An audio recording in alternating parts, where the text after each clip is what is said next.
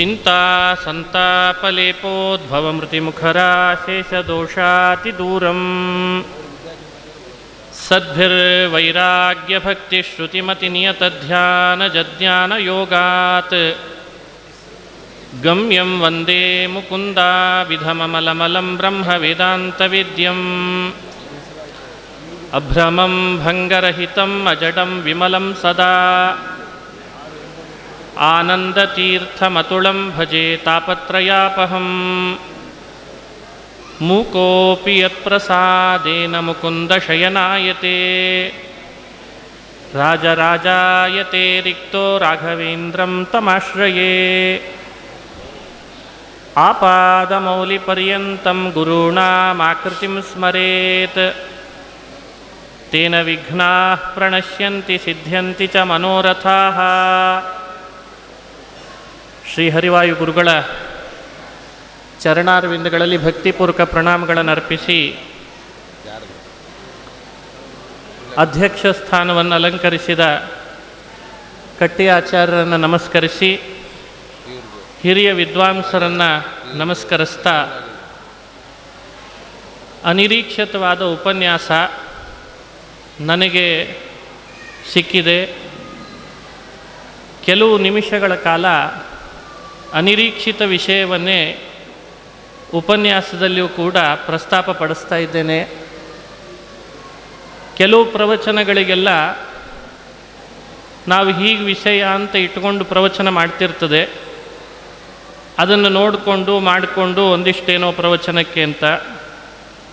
ಇದು ಅನಿರೀಕ್ಷಿತ ಆದ್ದರಿಂದ ಒಂದೆರಡು ವಿಷಯಗಳು ಸ್ಫುರಣೆಗೆ ಬಂದಂತೆ ಕಟ್ಟಿ ಆಚಾರ್ಯರು ತಿಳಿಸಿದಂತೆ ಲಕ್ಷ್ಮೀದೇವಿಯ ಬಗ್ಗೆ ಒಂದೆರಡು ಮಾತುಗಳನ್ನು ಹೇಳ್ತಾ ಇದ್ದೇನೆ. ಇವತ್ತು ಶುಕ್ರವಾರ ಇದೆ, ಲಕ್ಷ್ಮೀ ದರ್ಶನ ಆಗಿದೆ. ನೀನು ಲಕ್ಷ್ಮಿಯ ಬಗ್ಗೆ 4 ಮಾತು ಹೇಳು. 4 ಜನ ಸೇರಿದ್ದಾರೆ, ವಿದ್ವಾಂಸರಿಗೆಲ್ಲ ಪರಿಚಯನೇ ಇದ್ದೇ ಇರ್ತದೆ. ಶಾಸ್ತ್ರೋಪನ್ಯಾಸಕ್ಕಿಂತಲೂ ಶಾಸ್ತ್ರಗಳಲ್ಲಿ ಬರುವ ಲಕ್ಷ್ಮೀ ತತ್ವದ ಬಗ್ಗೆ 4 ಸಾಮಾನ್ಯ ಜನರಿಗೆಲ್ಲರಿಗೂ ತಿಳಿಯುವಂತೆ ಮಾತನಾಡು ಅಂತ ಹೇಳಿದರು.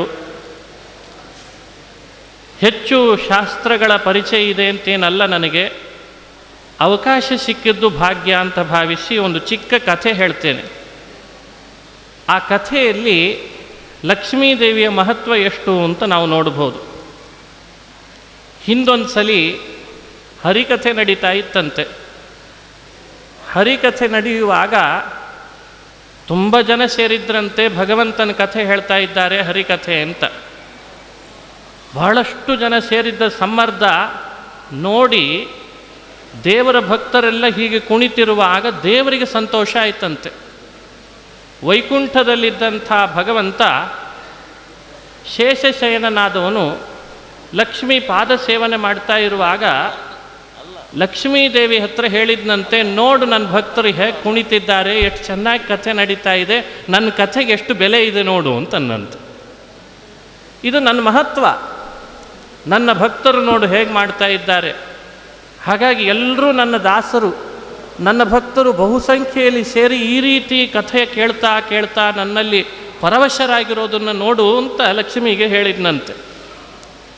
ಲಕ್ಷ್ಮೀದೇವಿ ಪಾದ ಸಂವಹನ ಮಾಡ್ತಾ ಇದ್ದವಳು ಭಗವಂತನ ಜೊತೆಗೆ ಅವನ ಮನಸ್ಸನ್ನು ಅರಿತು ಅವನ ಹತ್ರ ಮಾತನಾಡುವಾಗ ಹೇಳ್ತಾಳೆ, ಇದೇನು ದೊಡ್ಡದಲ್ಲ, ನಾನು ಬಂದಿಲ್ಲ ಅಂತ ನಿಮ್ಮ ಕಥೆ ನಡೀತಾ ಇದೆ ಅಷ್ಟೇ ಅಂತಂದ್ಲಂತೆ.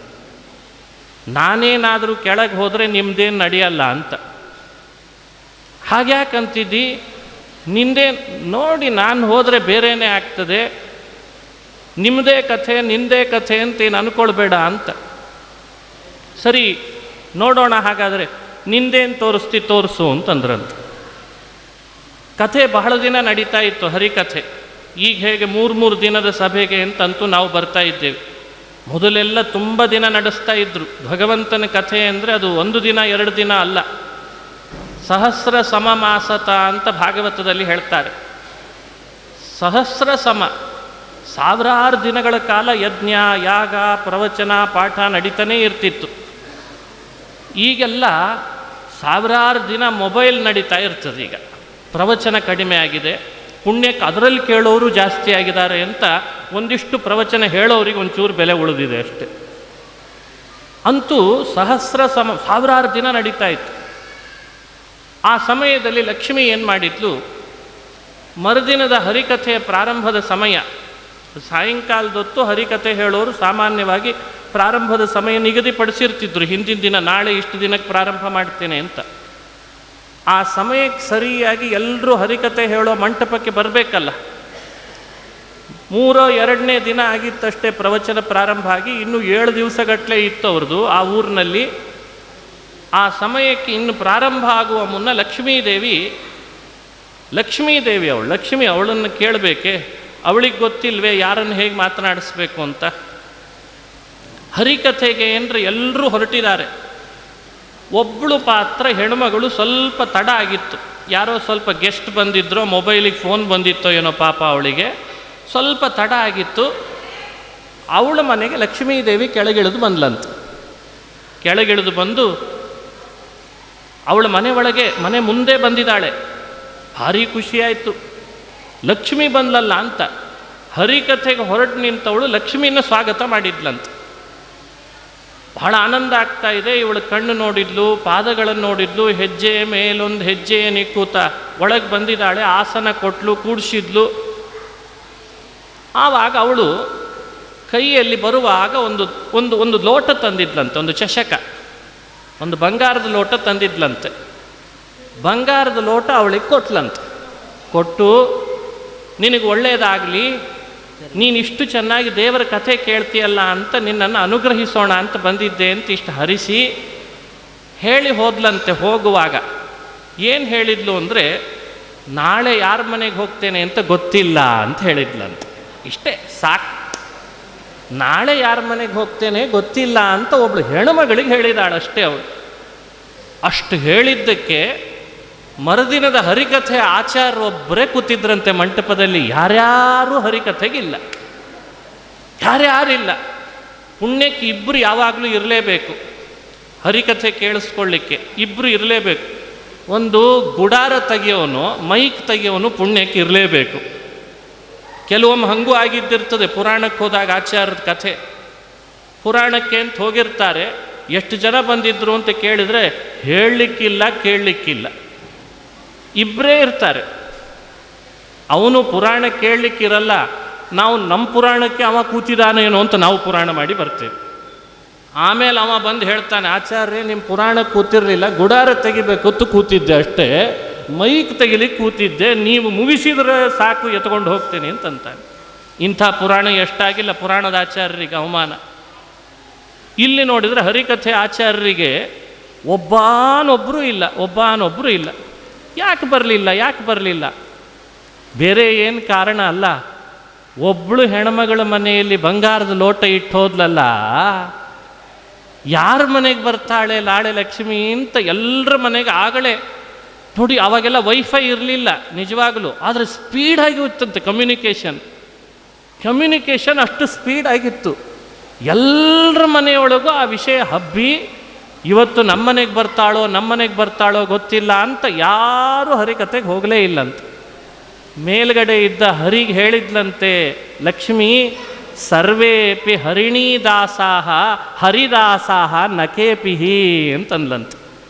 ಸರ್ವೇಪಿ ಹರಿಣೀದಾಸಾಹ, ಎಲ್ಲರೂ ಇಲ್ಲಿರೋರು ಹರಿಣೀದಾಸ, ಲಕ್ಷ್ಮೀದಾಸಾಹ, ಲಕ್ಷ್ಮಿಗೆ ದಾಸರೇ ಹೊರತು ಇಲ್ಲಿ ಯಾರೂ ಹರಿದಾಸರು ಇರಲಿಲ್ಲ. ನಾನು ಬಂದಿರಲಿಲ್ಲ, ನಿಮ್ದು ಆಟ ನಡೀತಿತ್ತು, ನಾನು ಬಂದ ಮೇಲೆ ನಂದು ಅಂತಂದ್ಲಂತೆ ಲಕ್ಷ್ಮಿ. ಈ ಕಥೆಯನ್ನು ಹಿರಿಯರು ಹೇಳ್ತಾರೆ ಆಗಾಗ. ಕಾರಣ ಏನು ಅಂದರೆ, ಮನುಷ್ಯನಿಗೆ ಸಂಪತ್ತಿನ ಕೊರತೆ ಆದಾಗ, ಭುಕ್ತಿಗೆ ಕೊರತೆ ಆದಾಗ, ಅವನ ಯೋಗ್ಯತೆಗೆ ಅನುಗುಣವಾಗಿ ಸನ್ಮಾನಕ್ಕೆ ಕೊರತೆ ಆದಾಗ, ಅವನ ನೀಡ್ ಫುಲ್ಫಿಲ್ ಆಗದೇ ಇದ್ದರೆ ಜೀವನದೊಳಗೆ ವೇದಾಂತವನ್ನು ಕೇಳ್ತಾನ, ಹರಿಧ್ಯಾನ ಮಾಡಲಿಕ್ಕೆ ಆಗ್ತದ ಅವನ ಕೈಯಲ್ಲಿ? ಯೋಚನೆ ಮಾಡಬೇಕು ನಾವಿದನ್ನು. ಬಹಳ ಅದ್ಭುತವಾದ ಸಂದೇಶ ಕೊಡುವ ಕಥೆಗಳಿವೆಲ್ಲ. ಈ ಕಥೆ ಹೇಳಿದ್ದೇವೆ ಅಂತ ಇದನ್ನೇ ಎಲ್ಲೋ ಒಂದು ಪುರಾಣದಲ್ಲಿದೆ ಅಂತ ತಿಳಿಯೋದು ಬೇಡ. ಹಿರಿಯರೆಲ್ಲ ಇಂಥ ಕಥೆಗಳನ್ನು ಹೇಳಿ ಮನುಷ್ಯರನ್ನು ತಿದ್ದಲಿಕ್ಕೆ ಪ್ರಯತ್ನ ಪಡ್ತಾ ಇದ್ದರು. ಹಾಗಾಗಿ ಈ ಕಥೆಯನ್ನು ನಾವು ಅನುಸಂಧಾನ ಮಾಡಿದ್ದು. ಮನುಷ್ಯನಿಗೆ ಬೇಕು ನಿಜವಾಗಲೂ ಸಂಪತ್ತು. ಸಂಪತ್ತಿಲ್ಲದೆ ಯಾರೂ ಬದುಕಲಿಕ್ಕೆ ಸಾಧ್ಯ ಇಲ್ಲ. ಆದರೆ ಅದು ಇತಿಮಿತಿ ಬೇಕು, ಆ ತತ್ವ ತಿಳಿದು ಮಾಡಬೇಕು. ಅದಕ್ಕೆ ಶ್ರೀಕೃಷ್ಣ ಭಗವದ್ಗೀತೆಯಲ್ಲಿ ಹೇಳ್ತಾನೆ, ಅವ್ಯಕ್ತಾಸಕ್ತ ಚೇತಸಾಂ ಅಂತಾನೆ. ಅವ್ಯಕ್ತಾಸಕ್ತ ಚೇತಸಾಂ, ಮನುಷ್ಯ ಅತಿಯಾದ ಅವ್ಯಕ್ತ ತತ್ವದಲ್ಲಿ ಆಸಕ್ತನಾದರೆ ಅವನಿಗೆ ಕಣ್ಣಿಗೆ ಕಾಣದಂಥ ಬಂಧನ ಉಂಟಾಗ್ತದೆ. ನಮ್ಮ ಬಂಧನ ಇವತ್ತು ನಮಗೇ ಕಾಣ್ತಾ ಇಲ್ಲ, ಆದರೆ ಬಂಧನ ಆಗಿದೆ. ಅದು ಅವ್ಯಕ್ತನೇ, ಬಂಧನವೂ ಅವ್ಯಕ್ತ. ಅದಕ್ಕೆ ಆ ಶಬ್ದ ಹಾಗೇ ಇಡ್ತಾನೆ ಕೃಷ್ಣ, ಉಪನಿಷತ್ತಿನ ಶಬ್ದ, ಅವ್ಯಕ್ತಾಸಕ್ತ ಚೇತಸಾಂ. ನೀವು ಎಷ್ಟೆಷ್ಟು ಜೀವನದೊಳಗೆ ನನ್ನನ್ನು ವಿಮುಖನನ್ನು ಮಾಡಿ ನನ್ನಿಂದ ವಿಮುಖರಾಗಿ ಹೋಗ್ತಾ ಕೇವಲ ಅವ್ಯಕ್ತ ತತ್ವದಲ್ಲಿ ಆಸಕ್ತರಾಗ್ತೀರಿ, ಅಷ್ಟಷ್ಟು ನಿಮಗೆ ಕಾಣದ ಬಂಧನ ಉಂಟಾಗ್ತದೆ ಅಂತ ಕೃಷ್ಣ ಹೇಳ್ತಾನೆ. ನೋಡಿ, ಎರಡನ್ನೂ ನಾವು ವಿರೋಧ ಪರಿಹಾರ ಮಾಡ್ಕೊಳ್ಬೇಕು ಸರಿಯಾಗಿ. ಒಂದು ಕಡೆ ಕೆಲವು ಕಡೆ ಹೇಳ್ತದೆ ಸಂಪತ್ತು ಬೇಕು ಅಂತ, ಕೆಲವು ಕಡೆ ಹೇಳ್ತದೆ ಸಂಪತ್ತು ಬೇಡ ಅಂತ. ಯಾವುದು ಸರಿ? ಬೇಕು ಅಂತ ಸರಿನೋ ಬೇಡ ಅಂತ ಸರಿನೋ? ಬೇಡ ಅಂತ ಹೋದರೆ ಮನುಷ್ಯನಿಗೆ ಪ್ರವೃತ್ತಿನೇ ಇಲ್ಲ, ವೃತ್ತಿನೇ ಇಲ್ಲ ಅಂತ ಆಗ್ತದೆ, ಭುಕ್ತಿ ಇಲ್ಲ, ಏನಿಲ್ಲ ಅಂತ ಆಗ್ತದೆ. ಬೇಕು ಅಂತ ಹೋಗಬೇಡ ಅಂತ ಶಾಸ್ತ್ರ ಹೇಳ್ತದೆ. ಅದಕ್ಕೆ ಭಗವತ್ಪಾದರು ಮಾರ್ಗದರ್ಶನ ಮಾಡಿದ್ದಾರೆ ನಮಗೆಲ್ಲ. ಮನುಷ್ಯನಿಗೆ ಬೇಕು ಲಕ್ಷ್ಮಿ, ಸಂಪತ್ತು ಬೇಕು, ವಿಹಿತಾತಿರೇಕೇಣ ನ ಸೇವೇತ. ಇದು ಕಲಿಯುಗದಲ್ಲಿ ಸಂಪತ್ತಿನ ಬಗ್ಗೆ ಭಗವತ್ಪಾದರು ಕೊಟ್ಟ ಎಚ್ಚರಿಕೆ. ವಿಹಿತಾತಿರೇಕೇಣ ನ ಸೇವೇತ, ಎಲ್ಲದಕ್ಕೂ ಅನ್ವಯ ಮಾಡ್ಕೊಳ್ಬೋದು. ಅದು ಒಂದಕ್ಕೆ ಅನ್ವಯ ಅಂತಲ್ಲ. ವಿಹಿತಾತಿರೇಕೇಣ ನ ಸೇವೇತ ಅನ್ನೋದೊಂದು ಸಾಮಾನ್ಯವಾದ ಕಾಮನ್ ವರ್ಡು. ಅಲ್ಲಿ ಭಾಗವತದಲ್ಲಿ ಹೇಳಿದ್ದಕ್ಕೆ ಬೇರೆ ಬೇರೆ ಕಡೆ ಅನ್ವಯ ಮಾಡಿಕೊಂಡ್ರೆ ಈ ಮಾತು ಬಹಳ ಚೆನ್ನಾಗಿ ಅರ್ಥ ಆಗ್ತದೆ. ಶಾಸ್ತ್ರ ಎಲ್ಲವನ್ನೂ ನಮಗೆ ಇಷ್ಟಿಷ್ಟು ಅಂತ ಇತಿಮಿತಿ ಹೇಳೇ ಕೊಟ್ಬಿಟ್ಟಿರ್ತದೆ. ಅಷ್ಟನ್ನೇ ಅದನ್ನು ಸೇವನೆ ಮಾಡಿದರೆ ಮನುಷ್ಯ ಬಂಧಿತನಾಗಲ್ಲ. ಅದನ್ನು ಮೀರಿ ಮನುಷ್ಯ ಸೇವಿಸ್ಲಿಕ್ಕೆ ಶುರು ಮಾಡಿದರೆ ಅವನಿಗೆ ಬಂಧನ ತಪ್ಪಿದ್ದಲ್ಲ. ಅದನ್ನು ಕೃಷ್ಣ ಮನಸ್ಸಿನಲ್ಲಿಟ್ಟುಕೊಂಡು ಅವ್ಯಕ್ತಾಸಕ್ತ ಚೇತಸಾಂ ಅಂತ ವ್ಯವಸ್ಥೆಯನ್ನು ಸ್ಪಷ್ಟವಾಗಿ ಹೇಳ್ತಾನೆ. ಹಾಗಾಗಿ ಲಕ್ಷ್ಮೀ ತತ್ವದ ಬಗ್ಗೆ ಈ ವಿಷಯವನ್ನು ಕೂಡ ನಾವು ಚೆನ್ನಾಗಿ ಅನುಸಂಧಾನ ಮಾಡಬೇಕು. ಇನ್ನೊಂದು ವಿಷಯ, ಲಕ್ಷ್ಮೀ ಅಂದರೆ ಅವಳು ಸಂಪತ್ತಿನ ದೇವತೆ ಹೌದು. ಶ್ರೀ ಭೂ ದುರ್ಗಾ ಅಂತ 3 ರೂಪಗಳು, ಒಂದೊಂದು ಗುಣಕ್ಕೆ ಒಂದೊಂದು ಅಭಿಮಾನಿ ಅಂತ ರೂಪಗಳನ್ನು ಹೇಳ್ತಾರೆ. ಅವುಗಳನ್ನೆಲ್ಲ ನಾವು ದಿನಾ ಅನುಸಂಧಾನ ಮಾಡಬೇಕು. ಒಂದನ್ನು ಮಾಡಿದರೆ ಸಾಲದು, ಎಲ್ಲ ಮಾಡಬೇಕು. ರಾಜರು ಪರಶುಕ್ಲತ್ರಯ ತತ್ವದ ಬಗ್ಗೆ ವಿವರಣೆ ಕೊಡ್ತಾ ಕೆಲವು ಸರಸಭಾರತಿ ವಿಲಾಸದಲ್ಲಿ ತಿಳಿಸ್ತಾ ಬರ್ತಾರೆ. ಎಲ್ಲ ತತ್ವ ಹೇಳಲ್ಲ, ಕೆಲವು ಅನುಸಂಧಾನ ಮಾಡಬೇಕು. ಪರಶುಕ್ಲತ್ರಯರಲ್ಲಿ ಲಕ್ಷ್ಮೀದೇವಿಯನ್ನು ಮೊದಲು ಸೇರಿಸ್ತಾರೆ. ಯಾಕೆ ಇವರನ್ನು ಪರಶುಕ್ಲತ್ರಯರಲ್ಲಿ ಸೇರಿಸಿದ್ದು? ಏನು ಹಾಗಂದ್ರೆ ಅರ್ಥ ಪದಕ್ಕೆ ಅಂದರೆ, ಶ್ರೀ ಬ್ರಹ್ಮ ವಾಣಿ ಪ್ರಾಣೇಶ ಭಾರತ್ಯಾಖ್ಯಾ ಪರೇ ಹರೌ ಪಂಚೇಮಾಶ್ಚಂಚಲಾನೈವ ಕಥಂಚನ ಕದಾಚನ ಅಂತಾರೆ. ಶ್ರೀ ಬ್ರಹ್ಮ ವಾಣಿ ಪ್ರಾಣೇಶ ಭಾರತ್ಯಾಖ್ಯಾ, ನಾವು ಸ್ಮರಣೆ ಮಾಡೋಣ. ಶ್ರೀದೇವಿ, ಬ್ರಹ್ಮದೇವರು, ವಾಯುದೇವರು ಬಂದರು. ವಾಣಿ ಅಂದರೆ ಸರಸ್ವತಿ, ಪ್ರಾಣೇಶ ಅಂದರೆ ಮುಖ್ಯ ಪ್ರಾಣನನ್ನು ಹೇಳಿದರು, ಆಮೇಲೆ ಭಾರತಿ, 5 ಜನ ಆದರು.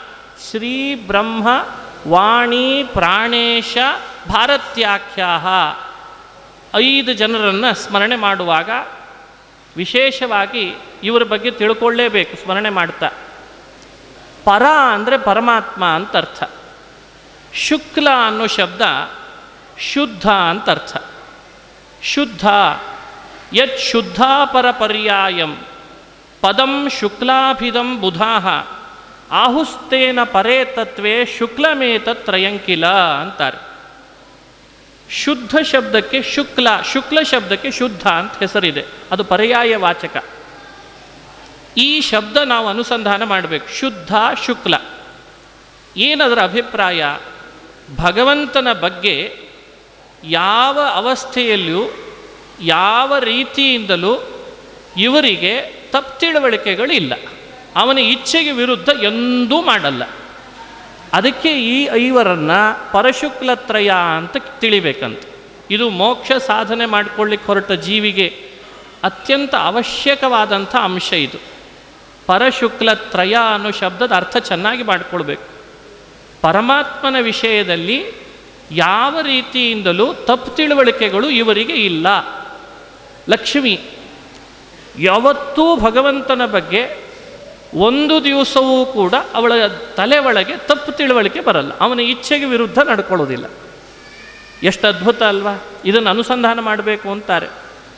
ಅನಾದಿ ಅನಂತ ಕಾಲೇಪಿ ಯಾ ಜನ್ಮ ಮರಣೋಜ್ಜಿತ ನಿತ್ಯ ಮುಕ್ತಾಚ ಯಾ ತಸ್ಮಾತ್ ತ್ಯಕ್ತ ಚಿತ್ತಭ್ರಮೈವ ಸಾ ಅಂತಾರೆ ರಾಜರು. ಅನಾದಿ ಅನಂತ ಕಾಲದಿಂದ ಲಕ್ಷ್ಮೀದೇವಿಗೆ ಜನನ ಇಲ್ಲ, ಲಕ್ಷ್ಮೀದೇವಿಗೆ ಮರಣ ಇಲ್ಲ, ಲಕ್ಷ್ಮೀದೇವಿ ನಿತ್ಯ ಮುಕ್ತಳು.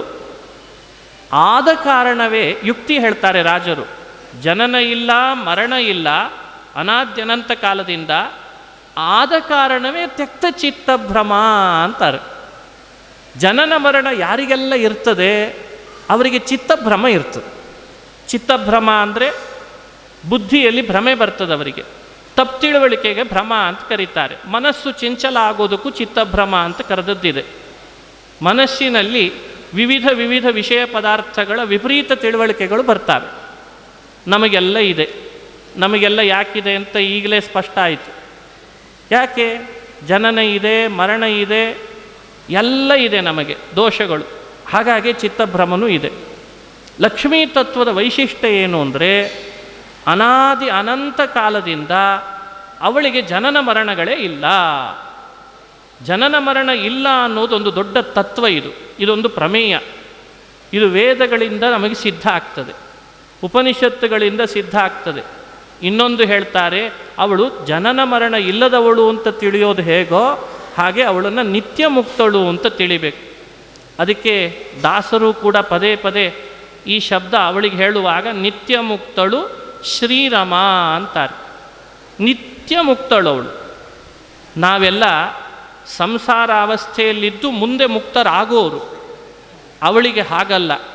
ಅವಳು ನಿತ್ಯ ಮುಕ್ತಳು. ಲಿಂಗದೇಹದ ಭಂಗದ ವಿಷಯ ಇಲ್ಲ ಅವಳಿಗೆ. ಪ್ರಕೃತಿಯಿಂದ ಆಗುವ ವಿಕಾರಗಳ ಪ್ರಶ್ನೆ ಇಲ್ಲ, ಅಜ್ಞಾನದ ಸಂಪರ್ಕ ಇಲ್ಲ, ಭ್ರಮೆ ಇಲ್ಲ.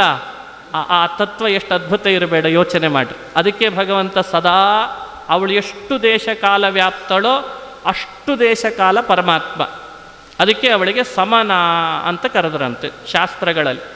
ಸಮನಾಚ ಅಸೃತೃಪ್ಯೋಪದೇಶಾತ್ ಅಂತ ಬ್ರಹ್ಮಸೂತ್ರದಲ್ಲಿ ಹೇಳುವಾಗ ಸಮನ ಅಂತ ಪ್ರಯೋಗಿಸಿದ್ದಾರೆ ವ್ಯಾಸರು. ಸಂಸ್ಕೃತದಲ್ಲಿ ನಾ ಅಂದರೆ ಪರಮಪುರುಷ ಅಂತ ಅರ್ಥ.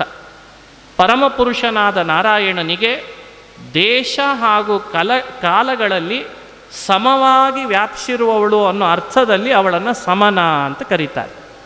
ಬಹಳ ಜನರಿಗೆ ಸಮನ ಅಂತ ಹೆಸರಿಟ್ಟಿರ್ತಾರೆ ಇತ್ತೀಚೆಗೆ. ಅದು ಯಾವ ಅರ್ಥದಲ್ಲಿ ಅಂತ ಪಾಪ ಗೊತ್ತಿರಲ್ಲ ಅವರಿಗೆ. ಆ ಅರ್ಥ ಚೆನ್ನಾಗಿ ಮಾಡಿಕೊಂಡ್ರೆ ಇದು ಲಕ್ಷ್ಮೀ ನಾಮ ಯಾಕೆ ಅಂತ ಗೊತ್ತಾಗ್ತದೆ. ಧನುರ್ಮಾಸದಲ್ಲಿ ಒಂದು ಸ್ತೋತ್ರನೇ ಹೇಳ್ತಾರೆ.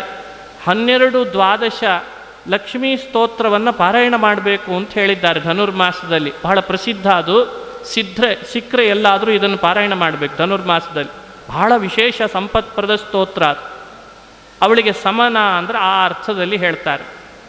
ಬ್ರಹ್ಮನನ್ನು ಹುಟ್ಟಿಸಿದವಳು.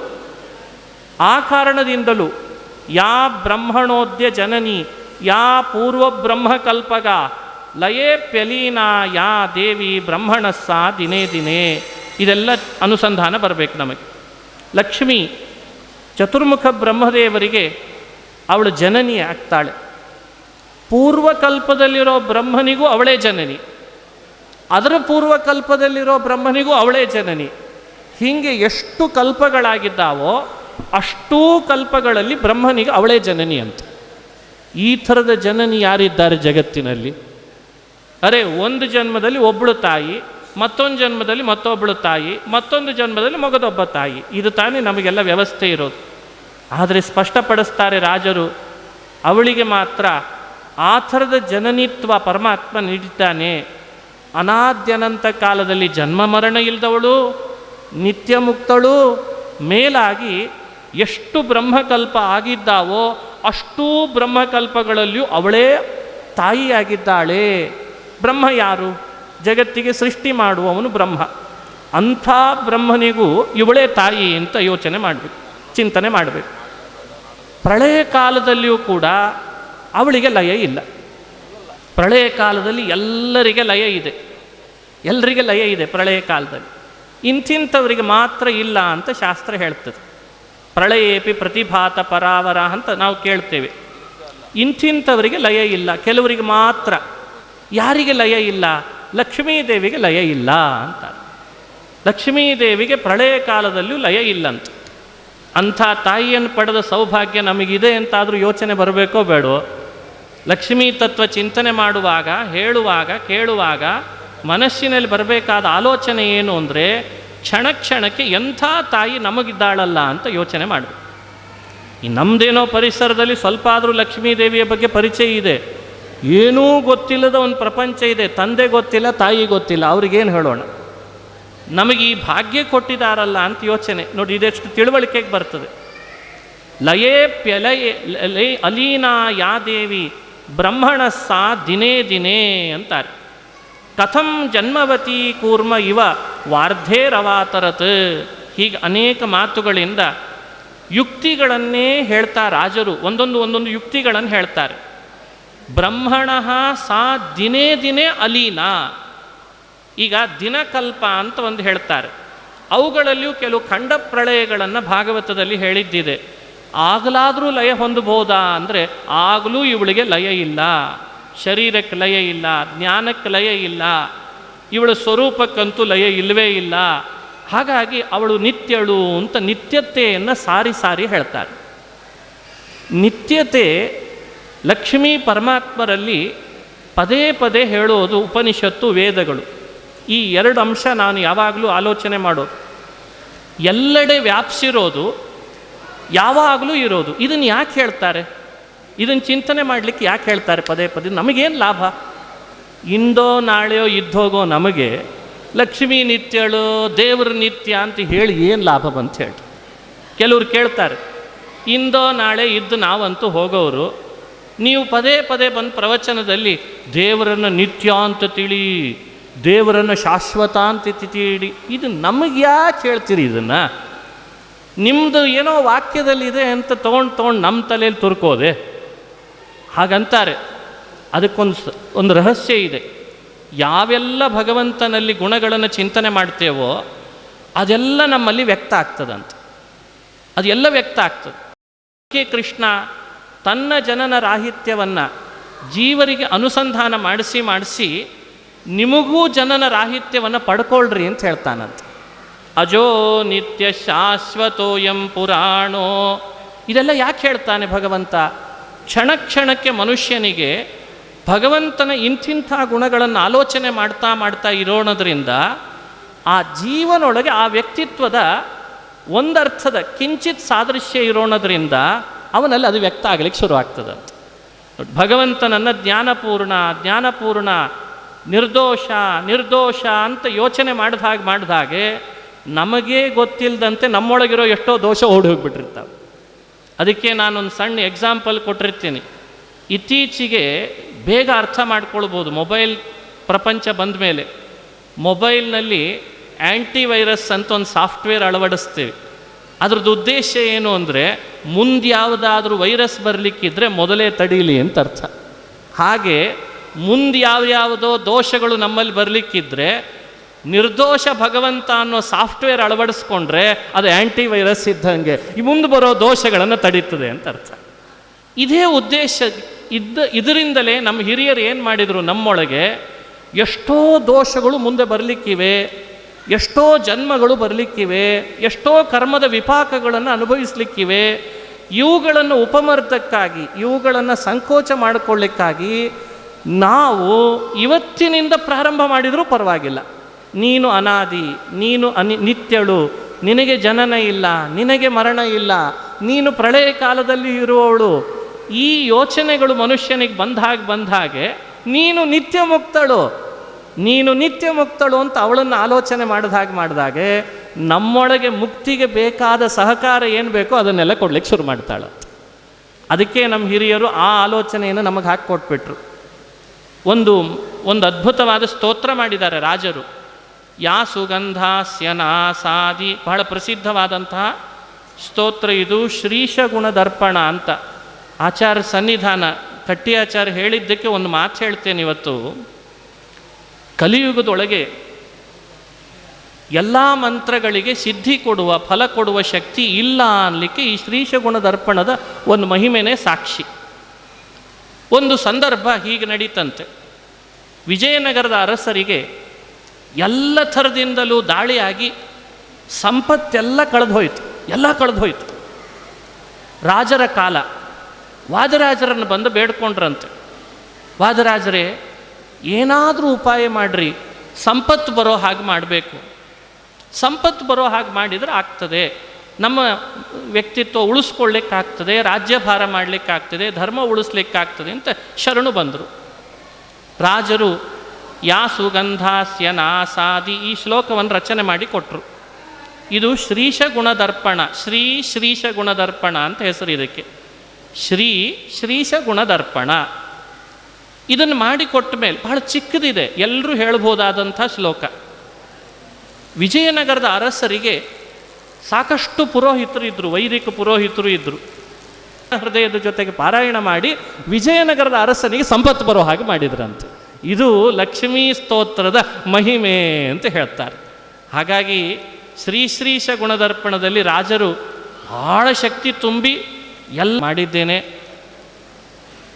ಸತ್ಯಧ್ಯಾನಾಚಾರ್ಯರು ನಾನು ಸಣ್ಣ ವಯಸ್ಸಿನವನಿದ್ದಾಗಿಂದಲೂ ಹೆಚ್ಚು ಇಲ್ಲಿ ಬರೋದು, ನಮ್ಮ ತಂದೆ ಕರ್ಕೊಂಡು ಬರೋದು ಒಡನಾಟ.